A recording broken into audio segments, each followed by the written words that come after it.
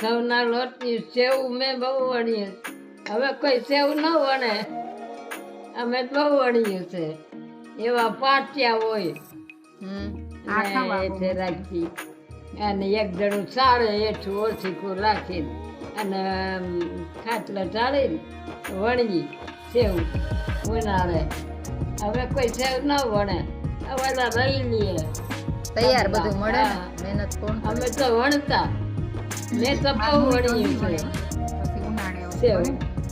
આપણે અમૃતમાં હતા ને ગંગામાં, એક દી ઓનું વણીએ, એક દી ઓની વણીએ.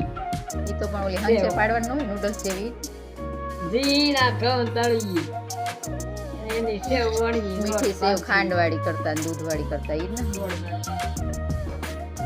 ખાંડ ને ઘી નાખીને સેવ વહાવીને ખાઈ લઈએ. ઉતાણી દીને કમળા ઉતાણી. તાર પપ્પાને મેં બહુ ખવાયેલું છે તો વયા ગયા. સેવ રાંધે કરી દઉં, ભણીને આવે ને સેવ કરી દઉં. ખાંડ ને ઘી નાખી બરજ કરે, સેવની બરજ કરે. એમાં શેકી નાખે સેવ, શેકીને સાણી મેલે એ પર ઢેફલી થઈ જાય. હવે એવું અમે કોઈ મોટા કરે હતા નહીં. ત્યાં સુધી બાજ બધું કરતા, મતલબ ઘણું બધું.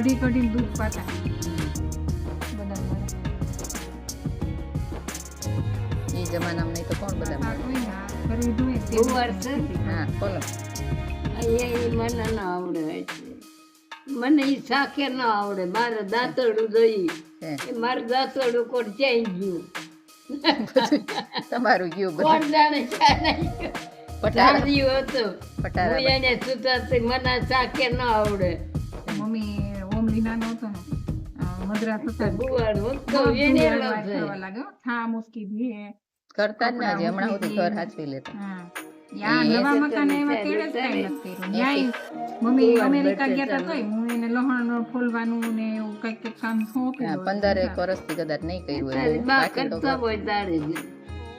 પપ્પા ઓફ થેરી સાંભળે, તું વાડીએ હતી તારી બાન હા. લુગડા સચી હતી યાદ છે અને મને. ઘઉંના પાળા બાંધતા હતા, દાળિયા હતા.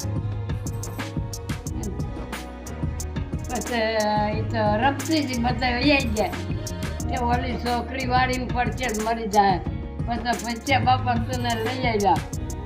ઓલા બધા જેને કઈ વહી જાય. હમ. બેન 100 વર્ષની હતી. હા હા, તું આપણી દીદી જેવડી હતી. 4 4 વર્ષની. હા, એટલા વર્ષ થયા.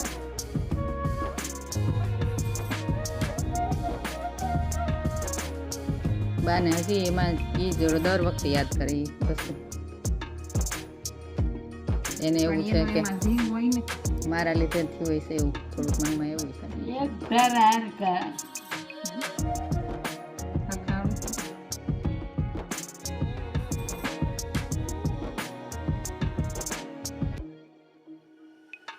હારા આવડે છે પાપડ? હારા વણે છે એની મમ્મીને જે. એક જ ધારા હરકા.